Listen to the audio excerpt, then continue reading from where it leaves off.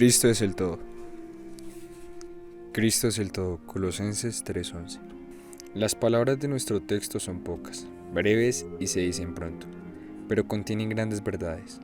Al igual que aquellos versículos de oro, para mí el vivir es Cristo. Ya no vivo yo, mas Cristo vive en mí. Filipenses 1:21, Gálatas 2:20. Las palabras a los colosenses son singularmente ricas y significativas.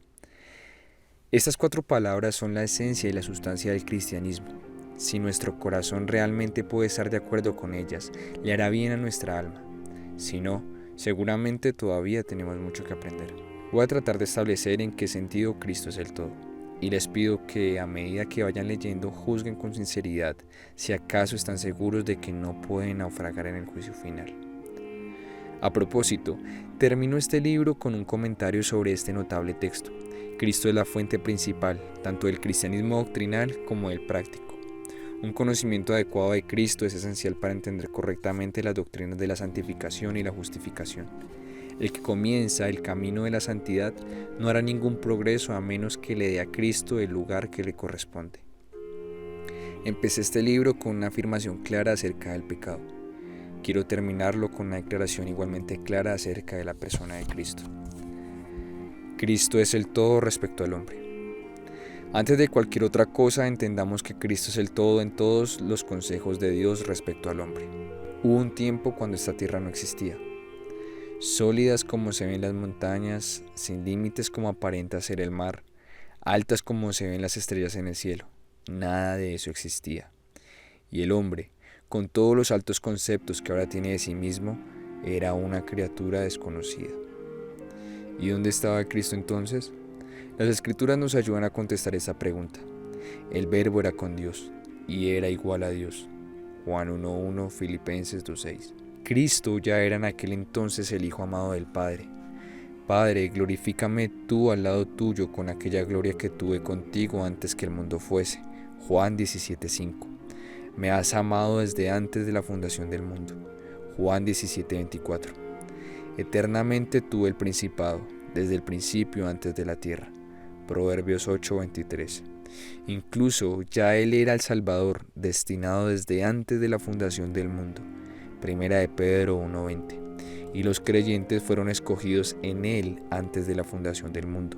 Efesios 1:14. Efesios 1:4. Llegó un momento cuando esta tierra fue creada en su orden actual. El sol, la luna y las estrellas, el mar, la tierra y todos sus habitantes fueron llamados a ser y a hacer en medio del caos y la confusión. Y por último, el hombre fue formado del polvo de la tierra. ¿Y dónde estaba Cristo entonces? Lo que dicen las Escrituras: todas las cosas por Él fueron hechas, y sin Él nada de lo que ha sido hecho fue hecho. Juan 1:3. En Él fueron creadas todas las cosas, las que hay en los cielos y las que hay en la tierra. Colosenses 1:16. Y tú, oh Señor, en el principio fundaste la tierra y los cielos son obras de tus manos. Hebreos 1:10. Cuando formaba los cielos, allí estaba yo. Cuando trazaba el círculo sobre la faz del abismo, cuando afirmaba los cielos arriba, cuando firmaba las fuentes del abismo, cuando ponía al mar su estatuto, para que las aguas no traspasasen su mandamiento, cuando establecía los fundamentos de la tierra, con Él estaba yo ordenándolo todo, y era su delicia de día en día, teniendo solas delante de Él en todo tiempo. Proverbios 8:27-30. ¿No sorprende que el Señor Jesús en su predicación usara elementos que extraía del libro de la naturaleza? Cuando hablaba de las ovejas, los peces, los cuervos, el grano, los lirios, la higuera, la vid, se refería a las cosas que Él mismo había creado. Llegó un día cuando el pecado entró en el mundo. Adán y Eva comieron del fruto prohibido y cayeron. Perdieron la naturaleza santa que tenían en el principio. Perdieron la amistad y el favor de Dios y se convirtieron en seres culpables, indefensos, corruptos y pecadores sin esperanza. El pecado fue desde entonces una barrera infranqueable entre ellos y su Padre Santo en el cielo. Dios tuvo que tratar con ellos de acuerdo con su pecado. Ahora no había nada delante de Adán y Eva sino la muerte, el infierno y la ruina eterna. ¿Y dónde estaba Cristo entonces? En ese preciso momento, a nuestros temblorosos padres les fue revelada la única esperanza de salvación, Cristo Jesús. El mismo día en que desobedecieron, se les dijo refiriéndose a la simiente de la mujer: «Esta te herirá en la cabeza y tú le herirás en el calcañar». También se les comunicó que un Salvador nacido de mujer vencería al diablo y de esa manera ganaría una entrada a la vida eterna para el hombre pecador. Génesis 3:15.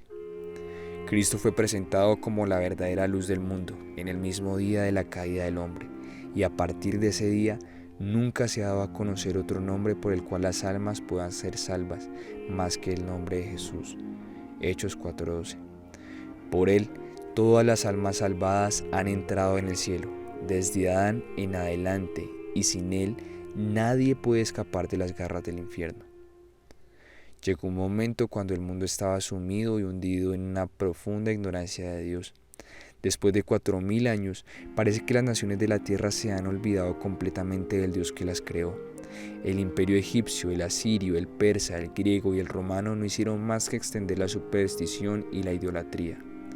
Los poetas, historiadores y filósofos habían demostrado que, aun con todas sus facultades intelectuales, no tenían un conocimiento correcto de Dios y que el hombre abandonado a su suerte era totalmente corrupto.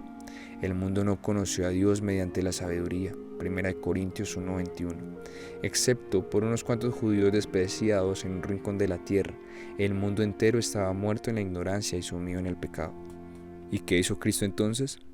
Dejó la gloria que había sido suya desde toda la eternidad con el Padre y descendió al mundo para ofrecer salvación. Él tomó nuestra naturaleza y nació como hombre. Como hombre hizo la voluntad de Dios perfectamente, cosa que todos habíamos dejado de hacer. Como hombre, sufrió en la cruz del Calvario la ira de Dios que nosotros debíamos haber sufrido. Ascendió a la gloria de Dios y se sentó a su diestra, en espera de que sus enemigos sean puestos al estrado de sus pies. Y desde allí ofrece salvación a todo aquel que quiera venir a Él. Intercede por todos los que creen en Él y gestiona delante del Padre todo lo que tenga que ver con la salvación de las almas. Vendrá el tiempo cuando el pecado será echado fuera de este mundo. La maldad no siempre florecerá en la impunidad. Satanás no reinará para siempre. La creación un día dejará de gemir sus dolores de parto. Habrá un momento cuando todas las cosas serán restauradas. Habrá un cielo nuevo y una tierra nueva, donde morará la justicia y la tierra será llena del conocimiento de Dios, como las aguas cubren el mar. Romanos 8:22, Hechos 3:21, Segunda de Pedro 3:13, Isaías 11:9. ¿Y dónde estará Cristo entonces? ¿Y qué hará? Cristo mismo será Rey. Regresará a esta tierra y hará nuevas todas las cosas. Descenderán las nubes del cielo con poder y gran gloria, y los reinos del mundo se convertirán a él. Los paganos le serán dados por herencia, y hasta el último rincón de la tierra por su posesión. Toda rodilla se doblará delante de él, y toda lengua confesará que él es el Señor, para la gloria de Dios Padre. Su dominio será eterno, nunca pasará, y su reino no será destruido. Mateo 24:30, Apocalipsis 11:15, Salmos 2:8, Filipenses 2:10, Daniel 7:4. Viene el día cuando todos los hombres serán juzgados. El mar entregará a los muertos que estén en él, y lo mismo harán la muerte y el infierno con sus muertos. Todos los que duermen en la tumba despertarán y saldrán, y todos serán juzgados según sus obras, unos para vida eterna y otros para vergüenza y confusión perpetua. Apocalipsis 20:13, Daniel 12:2. ¿Y dónde estará Cristo entonces? En el día del juicio, Cristo mismo será el juez. El Padre a nadie juzga, sino que todo el juicio dio al Hijo.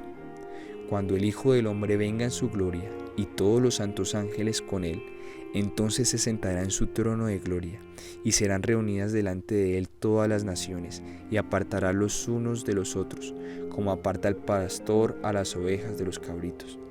Porque es necesario que todos nosotros compadezcamos ante el tribunal de Cristo, para que cada uno reciba según lo que haya hecho mientras estaba en el cuerpo, sea bueno o sea malo. Juan 5:22, Mateo 25:31 al 32, Segunda de Corintios 5:10. Ahora bien, si usted que lee este escrito no le da importancia a Cristo, le hago saber que difiere de Dios. Usted es de una mente y Dios es de otra.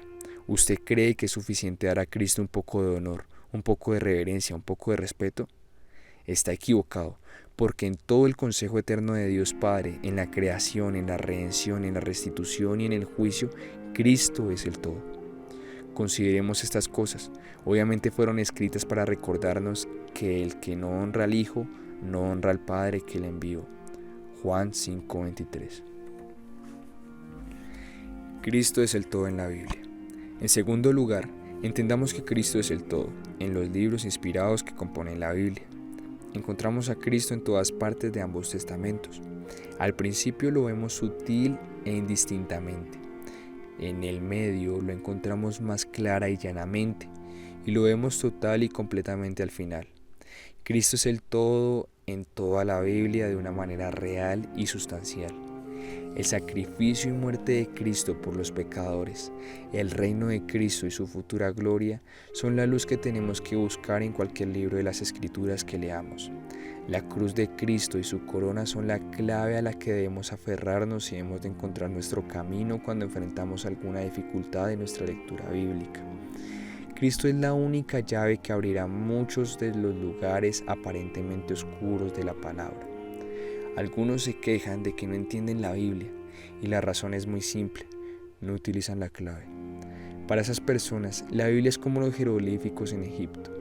Es un misterio y lo es, simplemente porque no conocen ni emplean la clave. Todo el sistema sacrificial del Antiguo Testamento estableció a Cristo crucificado. Cada animal ofrecido en un altar era una confesión práctica de que era necesario un Salvador que muriera por los pecadores, un Salvador que quitara el pecado del hombre, por su sufrimiento como su sustituto, es decir, que padeciera en su lugar. Primera de Pedro 3:18. Es absurdo suponer que el sacrificio de animales inocentes sin más objetivo que la sola muerte podría agradar al Dios eterno. Fue Cristo a quien Abel miró cuando ofreció un mejor sacrificio que Caín. No solo era mejor el corazón de Abel que el de su hermano, sino que demostró su conocimiento del sacrificio vicario y su fe en la expiación. Ofreció los primogénitos de sus ovejas, incluyendo su sangre, y al hacerlo declaró implícitamente su convicción de que sin derramamiento de sangre no hay remisión de pecado. Hebreos 9:22, 11 y 4. Fue Cristo de quien profetizó Enoc en los días de extrema maldad antes de la inundación. He aquí, dijo, vino el Señor con sus santas decenas de millares para hacer juicio contra todos. Judas 14:15. Fue Cristo a quien vio Abraham cuando habitó en tiendas en la tierra prometida. Él creyó en la promesa de que por su simiente, por uno nacido de su familia, todas las naciones de la tierra serán benditas. Por la fe, vio el día de Cristo y se gozó. Juan 8:56. Fue Cristo de quien habló Jacob a sus hijos mientras agonizaba. Aclaró puntualmente la tribu de la que nacería y predijo que se congregarán todos los pueblos en su presencia, lo cual aún está por cumplirse. No será quitado el cetro de Judá, ni el legislador de entre sus pies, hasta que venga Silo, y a él se congregarán los pueblos. Génesis 49:10. Fue Cristo quien constituía la sustancia de la ley ceremonial que Dios dio a Israel por medio de Moisés.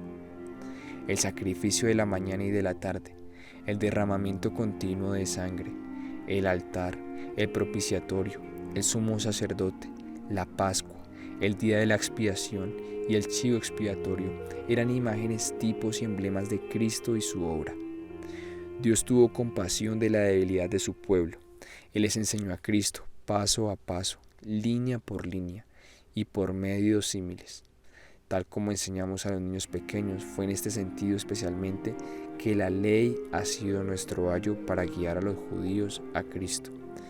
Gálatas 3:24. Fue Cristo hacia quien Dios dirigió la atención de Israel con todos los milagros que diariamente se hacía frente a sus propios ojos en el desierto. La columna de fuego y la nube que los guió en el desierto, el maná del cielo que cada mañana les daba para comer, el agua de la roca golpeada y todos los demás milagros. Cada uno era una figura de Cristo. la serpiente de bronce, en aquella ocasión memorable en que Dios envió la plaga de serpientes ardientes sobre ellos, fue, sin lugar a dudas, un emblema de Cristo. 1 Corintios 10:4, Juan 3:14. Fue Cristo de quien eran un tipo todos los jueces: Josué, Gedeón, Jefté, Samson y todos los demás a quienes Dios levantó para librar a Israel de su cautiverio. Todos eran emblemas de Cristo. Débiles e inestables y tan deficientes como eran, fueron usados como un ejemplo de que vendrían cosas mejores en el futuro lejano. Todo tuvo la intención de recordar a las tribus que vendría un libertador superior. Fue Cristo de quien el rey David era un tipo, ungido y elegido cuando pocos lo honraban, cuando era despreciado y rechazado por Saúl y todas las tribus de Israel, cuando era perseguido y obligado a huir para salvar su vida. Fue un hombre que sufrió durante toda su vida y sin embargo fue un vencedor. En todas estas cosas, David representaba a Cristo. Fue Cristo de quien todos los profetas, desde Isaías hasta Malaquías, hablaron. Ellos vieron a Cristo como a través de un espejo, oscuramente. 1 Corintios 13:12. Algunas veces anunciaron los sufrimientos de Cristo y otras las glorias que vendrían. 1 Pedro 1:11. No siempre aclararon la diferencia entre la primera y la segunda venida de Cristo, como dos velas en una línea recta, una detrás de la otra. A veces vieron ambos eventos al mismo tiempo y hablaron de ellos simultáneamente. A veces fueron movidos por el Espíritu Santo para escribir de los tiempos del Cristo crucificado y a veces de su reino en los últimos días. Pero lo cierto es que la muerte de Jesús, o Jesús reinando, es el pensamiento trascendente que siempre encontraremos en sus mentes. Es Cristo, digo enfáticamente, de quien todo el Nuevo Testamento está saturado. Los evangelios son Cristo viviendo, hablando y desplazándose entre los hombres. Los hechos son Cristo predicado, publicado y proclamado. Las epístolas son Cristo escrito, explicado y exaltado. Subrayo de nuevo, desde Mateo hasta Apocalipsis hay un nombre por encima de todos los demás y es el nombre de Jesús. Exhorto a cada lector de este escrito a preguntarse con frecuencia lo que la Biblia es para él. ¿Es un libro en el que ha encontrado nada más que buenos preceptos morales y buenos consejos? ¿O es una Biblia en la que usted ha encontrado a Cristo? ¿Es una Biblia en la que Cristo es el todo?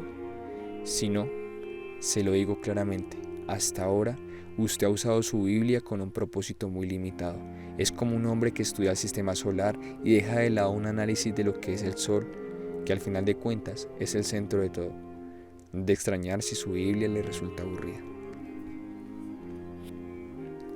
Cristo es el todo de cada cristiano auténtico.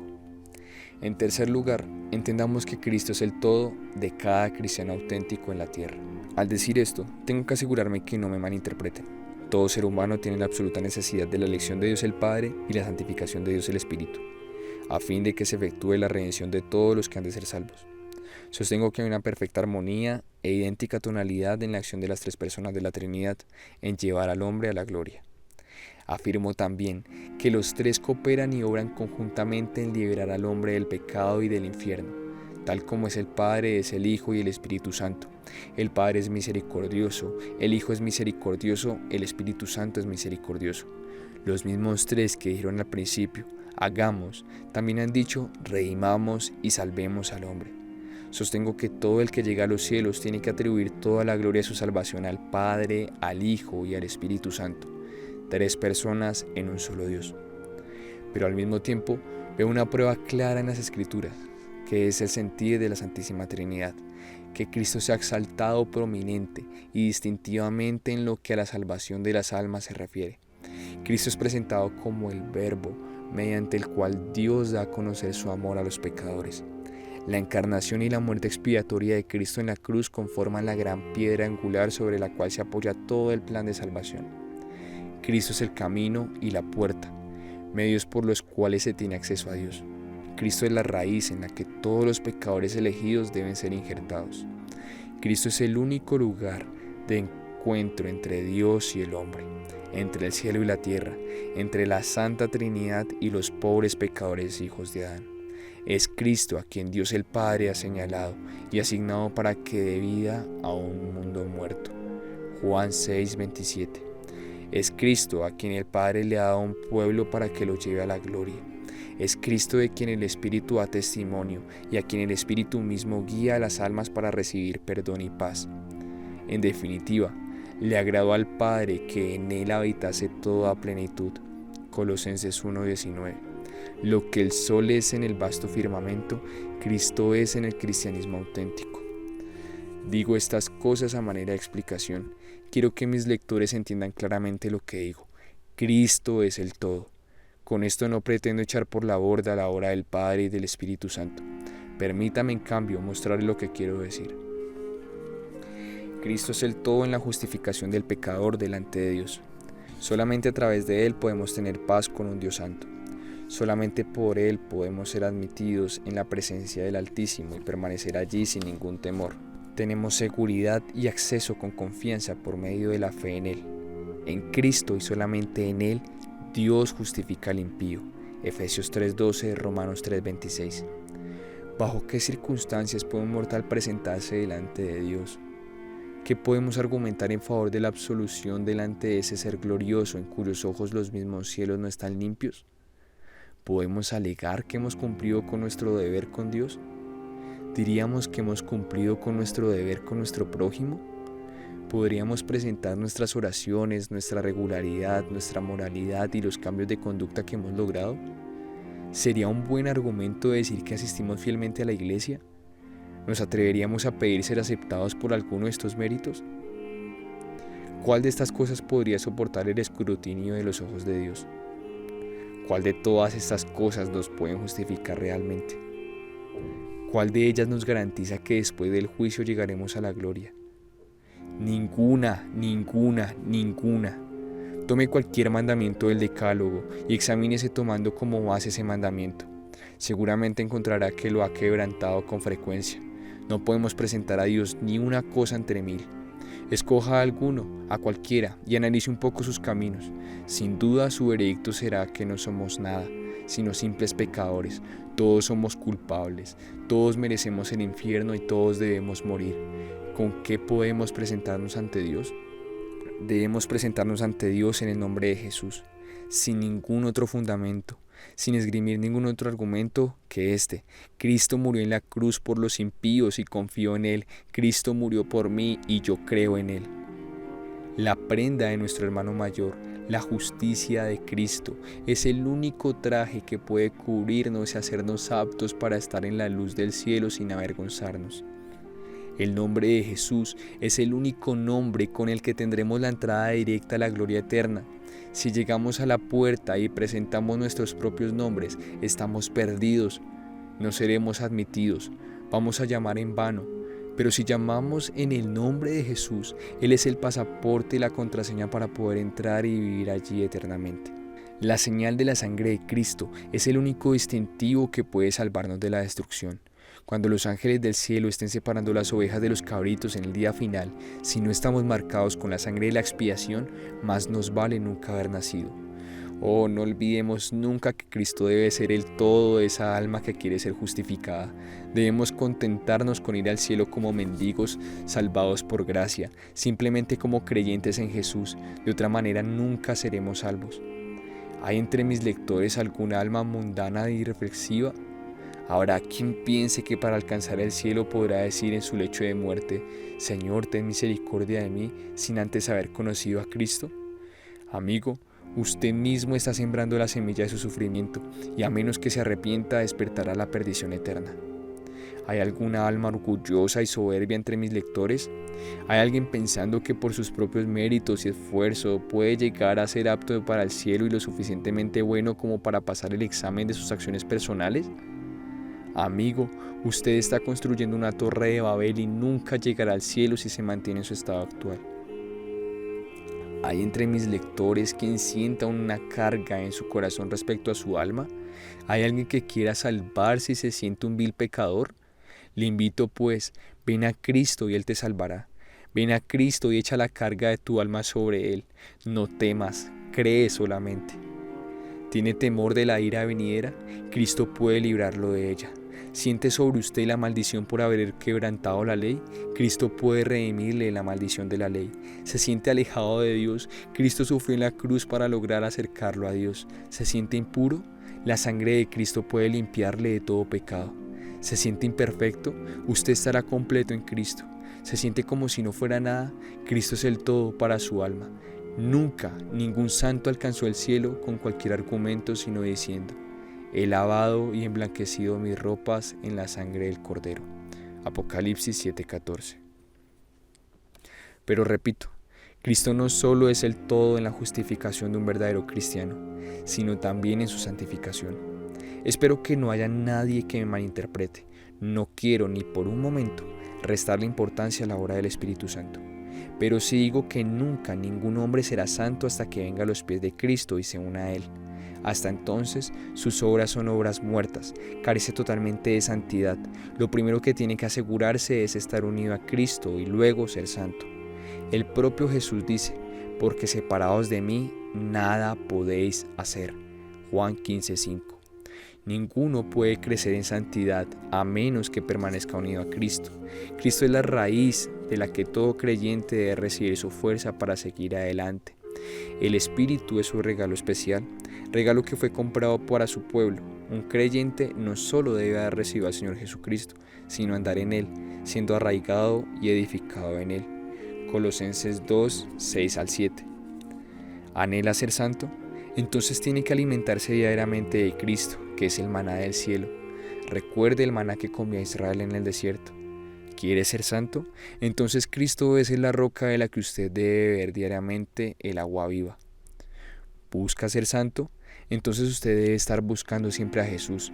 Debe mantener su vista en la cruz y buscar diariamente motivos para caminar más cerca de Dios, siguiendo su ejemplo y tomándolo a Él como su ejemplo de vida. Poniendo sus ojos en Cristo, usted llegará a ser como Él. Su rostro brillará sin que usted lo sepa. Si quita su vista de usted mismo y la pone en Cristo, encontrará que aquellas penas que la aquejaban se alejarán de usted y sus ojos brillarán más y más cada día. Hebreos 12:2, 2 Corintios 3:18. El verdadero secreto para salir del desierto es llegar recostándose en el amado. Cantares 8:5. La manera válida de llegar a ser fuerte es reconocer nuestra debilidad y convencernos de que Cristo debe ser el todo. La verdadera manera de crecer en la gracia es beber de Cristo como de una fuente inagotable que satisface las necesidades de cada momento.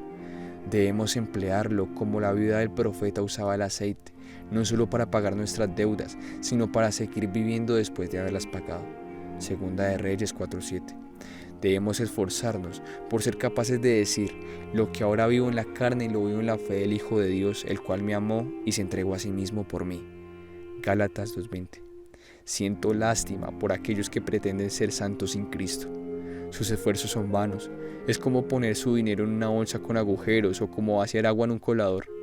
Se asemeja al esfuerzo de rodar una enorme piedra redonda cuesta arriba o construir una pared con lodo demasiado mojado. Actuar así es comenzar en el punto equivocado. Usted debe venir a Cristo primero y Él le dará su Espíritu santificador. Tiene que aprender a decir con Pablo: todo lo puedo en Cristo que me fortalece. Filipenses 4:13. Además, Cristo no solo es todo en la santificación del cristiano auténtico, sino todo en su tranquilidad en el presente. Un alma salvada tiene muchas aflicciones. Tiene un cuerpo como el de los demás seres humanos, débiles y frágiles. Tiene un corazón como los demás hombres y muchas veces su corazón es más sensible. Tiene sufrimientos y pérdidas como los demás y con frecuencia experimenta más pruebas que ellos. Tiene su cuota de duelos, muertes, decepciones y cruces. El alma salvada también tiene la oposición del mundo, un lugar en la vida que debe llenar de integridad. Tiene familiares no convertidos con los que tiene que tratar con paciencia, persecuciones que soportar y una muerte que enfrentar. ¿Y quién es suficiente para estas cosas? ¿Qué es lo que capacita al creyente para encarar todo esto? Nada más que la consolación que hay en Cristo. Filipenses 2:1. En realidad Jesús es, de hecho, el hermano que nos acompaña en la adversidad. Es un amigo más unido que un hermano y solo Él puede consolarnos. Él es capaz de compadecerse de nuestras enfermedades porque Él mismo fue tentado en todo según nuestra semejanza. Hebreos 4:15. Él sabe lo que es el dolor porque fue varón de dolores experimentado en quebrantos. Isaías 53:3. Él sabe lo que es un cuerpo dolorido. Cuando su cuerpo estaba atormentado por el dolor, clamó: he sido derramado como aguas y todos mis huesos se desconyuntaron. Salmos 22:14. Sabe lo que son la pobreza y el cansancio, pues a menudo se fatigaba y no tenía dónde reclinar su cabeza. Sabe lo que es la incomprensión de la familia, pues incluso sus hermanos no le creyeron, no era honrado ni siquiera en su propia casa. Y Jesús sabe exactamente cómo consolar la aflicción de su pueblo. Sabe cómo derramar aceite y vino en las heridas del espíritu. Conoce la forma de llenar los vacíos de los corazones, cómo pronunciar palabras que alivien el cansancio de los suyos, cómo curar el corazón partido, cómo atender al que está en el lecho del dolor, cómo acercarse cuando le invocamos en nuestra debilidad y decir simplemente: no temas, yo soy tu salvación. Lamentaciones 3:57. Hablamos de lo reconfortante que es que alguien se conduela de nosotros. No hay compasión como la de Cristo. En todas nuestras aflicciones, Él está con nosotros. Él conoce nuestras penas. Cuando sufrimos dolor, Él se duele. Y como el buen médico no escatima ni una gota de medicina para calmar nuestro dolor. David dijo cierta vez: en la multitud de mis pensamientos dentro de mí, tus consolaciones alegraban mi alma. Salmos 94:19. Estoy seguro de que más de un creyente podría decir lo mismo. A no haber estado Jehová por nosotros, hubiera entonces pasado sobre nuestra alma las aguas impetuosas. Salmo 124, 2 al 5. Es maravilloso cómo el creyente supera todas sus angustias. Es impresionante cómo cuando pasa a través del fuego de la prueba y la inundación de las muchas aguas, recibe consolación. ¿Cómo es posible? Simple y sencillamente es posible porque Cristo no solo es justificación y santificación, sino también consuelo. He visto sus caminos, pero le sanaré, y le pastorearé, y le haré consuelo a él y a sus enlutados. Isaías 57:18. Oh, a usted que quiere gozar de tranquilidad constante, lo encomiendo a Cristo. Solo en Él no hay fracaso. Los ricos se decepcionan de sus bienes, los sabios se decepcionan de sus libros, los cónyuges se decepcionan de sus parejas, los padres se decepcionan de sus hijos, los estadistas se decepcionan a pesar de que conquistan posición y poder después de mucho luchar. Al final de cuentas, descubren que tienen más problemas que placer. ¿Y qué produce la decepción sino enojo, intranquilidad incesante, preocupación, vanidad y aflicción de espíritu? En cambio, para la gloria de Dios, nadie jamás ha sido decepcionado estando en Cristo. Cristo no solo es todo consuelo para el cristiano auténtico en la actualidad, Cristo es también el todo en su esperanza del tiempo por venir. Supongo que habrá pocos hombres y mujeres que no disfrutan de la vida porque no tienen esperanza de algún tipo relacionada con sus almas. Pero las esperanzas de la gran mayoría no son más que vanas fantasías, no tienen ninguna base sólida para tener esperanza. Ningún ser humano, excepto el verdadero Hijo de Dios, puede dar una explicación razonable de la esperanza que hay en Él. Es triste encontrar gente sin esperanza. Es bíblico afirmar que si no tienen a Cristo, no tienen esperanza ni para el presente ni para el futuro. El cristiano auténtico tiene una esperanza segura cuando mira hacia adelante. El hombre mundano no tiene ninguna. El cristiano auténtico ve la luz en la distancia.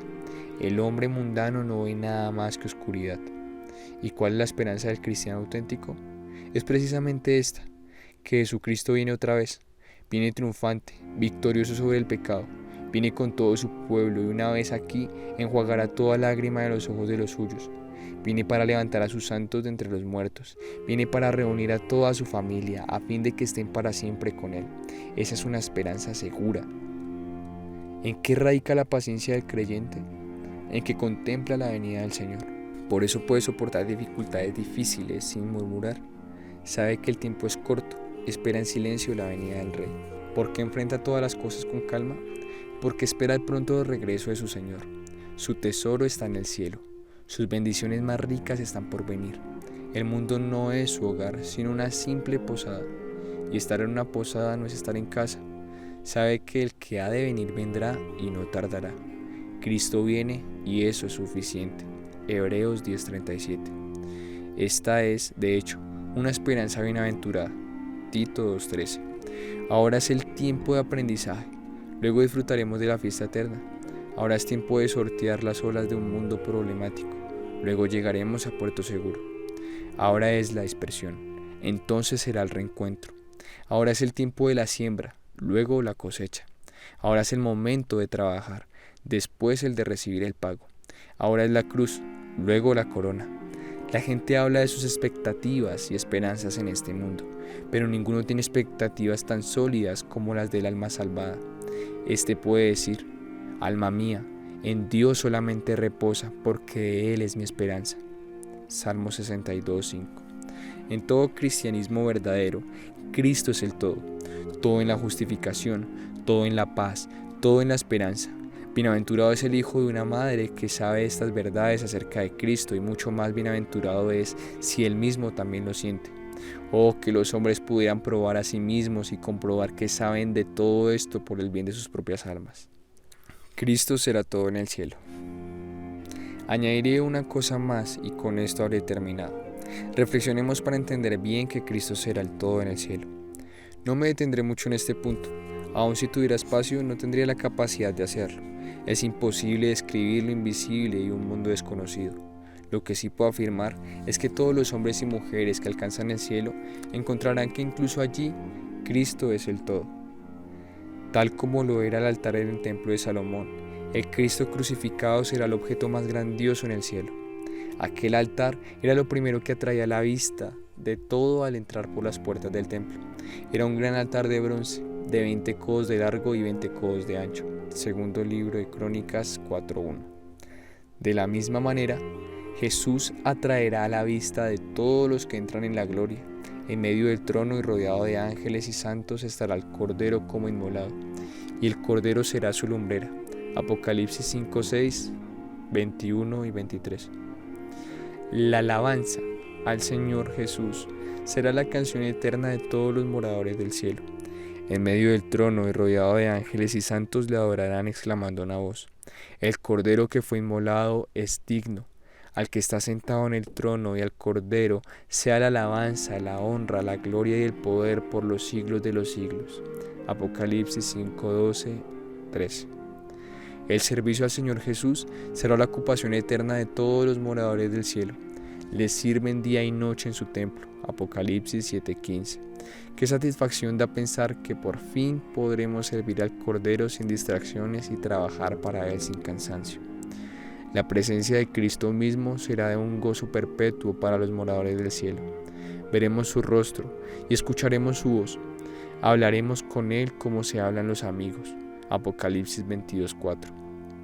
Dulce es la idea de que sin importar quién falte en la cena de las bodas del Cordero, el Señor mismo estará allí. Su presencia satisfará todas nuestras necesidades. Salmos 17:15. Qué glorioso y dulce hogar será el cielo para todos los que han amado al Señor Jesucristo con sinceridad. Aquí vivimos por fe en Él y encontramos paz, aunque a Él no lo vemos. Allá nos veremos cara a cara y descubriremos que es lo más hermoso que puede haber. Ciertamente, más vale vista de ojos que deseo que pasa. Eclesiastés 6:9. Pero lamentablemente muchos de los que hablan de ir al cielo, cuando mueren resultan no ser aptos para hacerlo porque no tienen fe salvadora ni ninguna relación con Cristo. ¿Usted no honra a Cristo aquí? ¿Usted no tiene comunión con Él? ¿Usted no lo ama? Entonces, ¿qué podría hacer en el cielo? ¿No sería un lugar para usted? El gozo de la gloria no sería gloria para usted. La felicidad de los salvos no sería una bendición que usted podría compartir.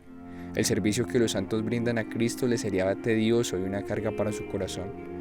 Arrepiéntase y cambie antes de que sea demasiado tarde. Confío en que he demostrado cuán profundos son los cimientos de esa pequeña expresión. Cristo es el todo. Otras formas en que Cristo es el todo. Podría fácilmente añadir otras cosas, si el espacio lo permitiera. El tema es inagotable, apenas he tocado la superficie. Hay minas de verdades preciosas relacionadas con lo que he dejado sin decir. Podría mostrar cómo Cristo debe ser el todo en la iglesia visible. Los espléndidos edificios, los numerosos servicios religiosos, las hermosas ceremonias y las multitudes de pastores ordenados no son nada ante los ojos de Dios si el Señor Jesús mismo no es honrado, magnificado y exaltado en todos sus oficios. La iglesia en que Cristo no es el todo, no es más que un cuerpo muerto. Podría mostrar cómo Cristo debe ser el todo en todo ministerio cristiano. La gran obra que los pastores ordenados tienen la intención de hacer es exaltar a Cristo. Debemos ser como el asta en que se colgó la serpiente de bronce en el desierto. Somos útiles en la medida en que exaltamos al gran objeto de nuestra fe y útiles en esa medida solamente. Debemos ser embajadores para llevar las buenas nuevas del Hijo del Rey a un mundo rebelde. Pero si solo les enseñamos a los hombres a pensar más en nosotros y nuestros oficios que acerca de Él, no somos dignos de ocupar ese oficio. El Espíritu nunca honrará el ministerio que no da testimonio de Cristo, que no hace que Cristo sea el todo. Podría mostrar cómo el lenguaje usado en la Biblia para describir los distintos oficios de Cristo parece no tener fin. Podría describir cómo las figuras que se usan para referirse a la plenitud de Cristo tampoco parecen tener fin. El sumo sacerdote, el mediador, el redentor, el salvador, el abogado, el pastor, el médico, el novio, la cabeza, el pan de vida, la luz del mundo, el camino, la puerta, la vid, la roca, la fuente, el sol de justicia, el precursor, el fiador, el capitán, el príncipe de la vida, el amén, el todopoderoso, el autor y consumador de la fe, el cordero de Dios, el rey de los santos, el maravilloso, Dios fuerte, el consolador, el obispo de las almas. Estos y muchos más son nombres que la Biblia da a Cristo. Cada uno es una fuente de instrucción y consuelo para todos los que están dispuestos a beber de ella. Cada una de estas descripciones es importante para meditar con provecho. Conclusiones prácticas. Confío en que he dicho lo suficiente como para arrojar luz sobre el punto que quiero dejar claro en la mente de todo el que lee estas líneas. Confío en que he dicho lo suficiente como para mostrar la inmensa importancia de las conclusiones prácticas con las que ahora termina el capítulo. Absoluta inutilidad de una religión sin Cristo. ¿Es Cristo el todo? Entonces aprendamos acerca de la absoluta inutilidad de una religión sin Cristo. Hay demasiados hombres y mujeres bautizados que prácticamente no saben absolutamente nada acerca de Cristo. Su religión consiste en unas pocas nociones vagas y expresiones vacías. Confían en que no son peores que otros. Ofrendan a su iglesia, tratan de cumplir con su deber, no le hacen mal a nadie. Confían en que Dios será misericordioso con ellos. Tienen la esperanza de que el Todopoderoso perdonará sus pecados y los llevará al cielo cuando mueran. En eso consiste la totalidad de su religión. ¿Pero qué saben estas personas acerca de Cristo en la práctica? Nada, nada en absoluto. ¿Qué conocimiento empírico tienen de sus oficios y su obra, su sangre, su justicia, su mediación, su sacerdocio o su intercesión? Ninguno en absoluto. Pregúnteles acerca de una fe salvadora, pregúnteles acerca de nacer de nuevo del Espíritu y pregúnteles acerca de ser santificados en Cristo Jesús. ¿Qué respuesta recibirá? Para ellos, usted es una persona cruel. Les ha hecho preguntas bíblicas simples, pero ellos no saben más acerca de ellas experimentalmente que un budista o un maometano. Y sin embargo, esta es la religión de cientos y miles de personas en todo el mundo que se denominan cristianos. Si algún lector de este trabajo cabe en esta descripción, le advierto claramente que tal cristianismo nunca lo llevará al cielo. A simple vista todo parece muy bien. Puede parecerlo en la sacristía, en el lugar de trabajo, en la Cámara de los Comunes o en las calles. Pero nunca consolará a nadie, nunca satisfará su conciencia, nunca salvará su alma. Le advierto claramente que todos los conceptos y teorías acerca de la misericordia de Dios en Cristo son ilusiones sin fundamento y fantasías vacías. Tales teorías son puramente como ídolos inventados por el hombre, como los superhéroes de los cuentos infantiles. Son terrenales, nunca tuvieron su origen en el cielo, son inventos humanos. El Dios del cielo ha señalado y nombrado a Cristo como el único Salvador y el único camino para ir al Padre. Dios mismo estipuló que todos los que han de ser salvos deben serlo por medio de la fe en Cristo. No hay otro mediador entre Dios y los hombres. Tome nota el lector de esta advertencia sobre su salvación. Una religión sin Cristo no salvará su alma. Cristo y la salvación. Lector, ¿es Cristo el todo? Entonces sepa que es una locura tremenda confiar para salvación en cualquier cosa que no sea Cristo. Hay multitud de hombres y mujeres bautizados que profesan honrar a Cristo, pero en realidad le hacen gran deshonra. Dan a Cristo un lugar determinado en sus creencias, pero no el que Dios le asignó. Para esas personas, Cristo y Él solamente no es el todo en todo para sus almas. No, más bien confían en Cristo y la Iglesia, Cristo y los sacramentos, Cristo y sus pastores ordenados, Cristo y su arrepentimiento, Cristo y su propia bondad, Cristo y sus oraciones, Cristo y su sinceridad y caridad. Si alguno de mis lectores es un cristiano de este tipo, le advierto claramente que su religión es una ofensa a Dios. Está cambiando el plan de salvación de Dios por un plan de su propia invención. Está despojando a Cristo de su trono, dándole a otro la gloria que solo le corresponde a Él. No me importa quién es el que le enseña creencias como las mencionadas o en base a qué enseñanza usted edifica su fe. Aunque fuera un papa o cardenal, arzobispo u obispo, decano o archidiácono, presbítero o diácono, episcopal o presbiteriano, bautista o independiente, metodista o hermano libre, quien añade algo a la salvación, enseña mal. Cristo es el todo en la salvación. No importa qué es lo que usted agrega a Cristo, ya se trate de querer pertenecer a la Iglesia de Roma o ser episcopal, independiente o depender de la liturgia o de la inmersión. Si hace algo de esto parte de su salvación, actúa fuera del plan de Dios. Ponga atención a lo que le digo. Tenga cuidado de no darle a los siervos de Cristo el honor que solo le corresponde a Cristo. Cuidado con dar a las ordenanzas del Señor el honor debido al Señor. Tenga cuidado cuando confía el descanso de su alma a otras cosas que no es Cristo. Confíe solamente en Cristo. Cristo como Señor y Salvador. Vuelvo a preguntar, ¿es Cristo el todo? Entonces todos los que quieran ser salvos vengan directamente a Cristo. Hay muchos que solo saben de Cristo lo que han oído y creen todo lo que se les dice acerca de Él. Aceptan que no hay salvación excepto en Cristo. Reconocen que solo Jesús puede librarlos del infierno y presentarlos sin mancha delante de Dios. Pero nunca parecen ir más allá de este conocimiento general. Nunca echan mano de Cristo para beneficio de sus almas. Permanecen en un estado de desear y querer, de sentir, y tienen buenas intenciones, pero nunca van más allá. Comprenden lo que queremos decir y saben que es cierto. Tienen la esperanza de que un día obtendrán todos los beneficios de la verdad, pero en la actualidad no reciben ningún beneficio. El mundo es su todo, la política es su todo, el placer es su todo, sus negocios son su todo. En cambio, Cristo no es su todo.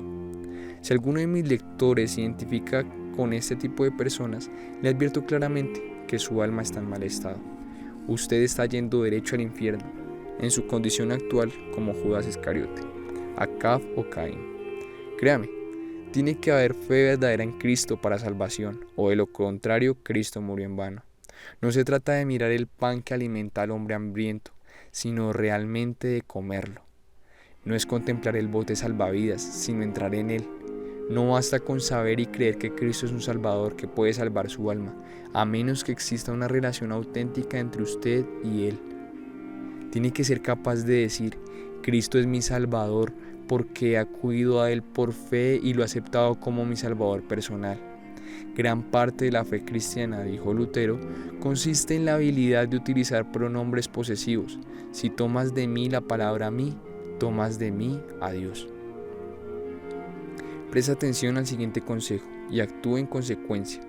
Deténgase y deje de esperar sentimientos imaginarios que nunca llegarán. No dude creyendo que debe obtener primero el Espíritu y luego acudir a Cristo. Levántese y venga a Cristo tal y como es. Él le espera y está dispuesto a salvarle. Él es el médico designado por Dios para sanar las almas enfermas de pecado. Trate con Él como lo haría con su médico acerca de la cura para una enfermedad física. Hable con Él directamente y dígale todos sus anhelos. Decídase a hablar con Él hoy mismo y clame pidiendo al Señor Jesús que le dé perdón y paz, como lo hizo el ladrón en la cruz. Dígale a Cristo, Señor, acuérdate de mí. Lucas 23:42. Dígale que usted ha oído que Él recibe a los pecadores y que usted es uno de ellos. Dígale que quiere ser salvo y pídale que lo salve.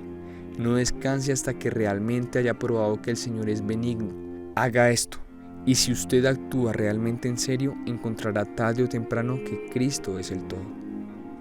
Confíe en Cristo para recibir más bendiciones.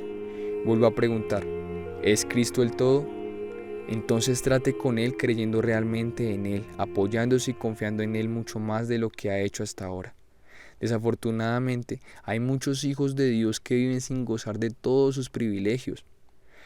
Hay muchas almas cristianas auténticas que se privan de la paz que podrían disfrutar y se privan de sus misericordias. Hay muchos que tienen fe, la obra del Espíritu Santo en sus corazones o a Cristo, pero sin sentirlo, sin que sea parte de sus sentimientos, y por ello no alcanzan la plenitud del Evangelio de paz. Hay muchos que progresan poco en su búsqueda de la santidad y brillan con una luz muy tenue. ¿Y a qué se debe todo esto?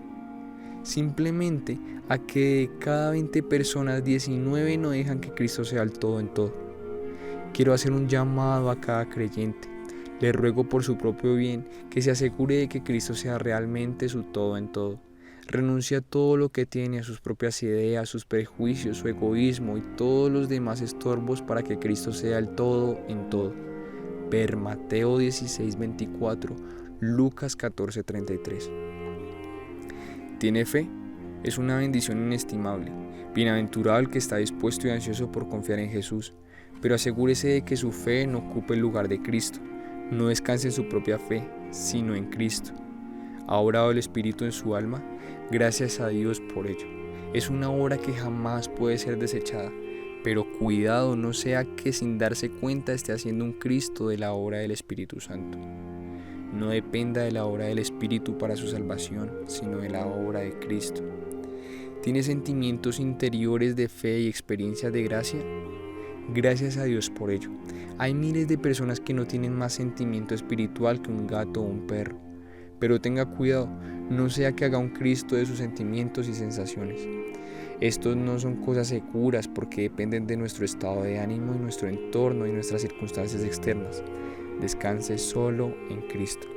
Aprenda, le suplico, a parecerse cada vez más al gran objeto de su fe, Jesucristo, y a mantener sus ojos en Él.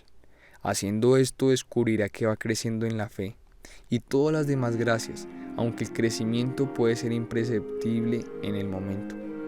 El arquero habilidoso que quiere exhibir su destreza no mira la flecha, sino el blanco. Me temo que por desgracia hay toda una gran dosis de orgullo e incredulidad arraigada en el corazón de muchos creyentes. Pocos parecen darse cuenta de lo mucho que necesitan un Salvador. Al parecer son pocos los que entienden cuánto le deben. Pocos parecen comprender cuánto lo necesitan cada día.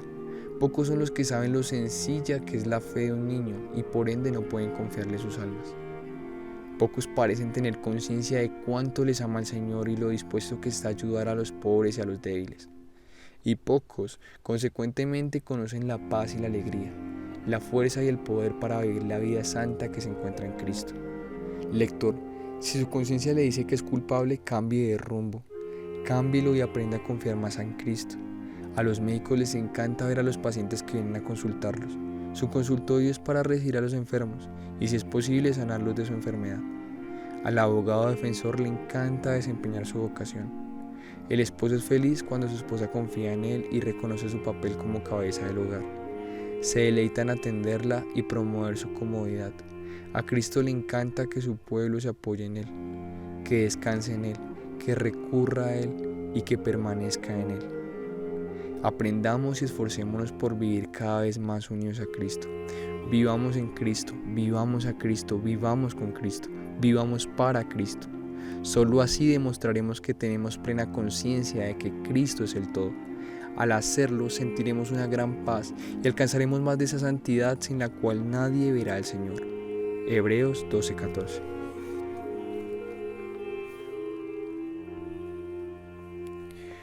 John Charles Ryle, 1816-1900. Inició su servicio al Señor como ministro del Evangelio. Trabajó en iglesias parroquiales de la Iglesia Anglicana durante casi 40 años. En 1880 fue nombrado obispo de Liverpool y llegó a ser reconocido como predicador, expositor de la Biblia y autor. Hoy se le conoce especialmente por sus escritos claros y entusiastas sobre temas prácticos y espirituales. Usó este estilo deliberadamente para alcanzar al pueblo. La gran meta de su ministerio era alentar a otros a vivir una vida cristiana fuerte y seria, hacia finales del siglo XIX. Sus tratados y libros se vendían de a millones. Muchos de estos han sido reimpresos en la actualidad.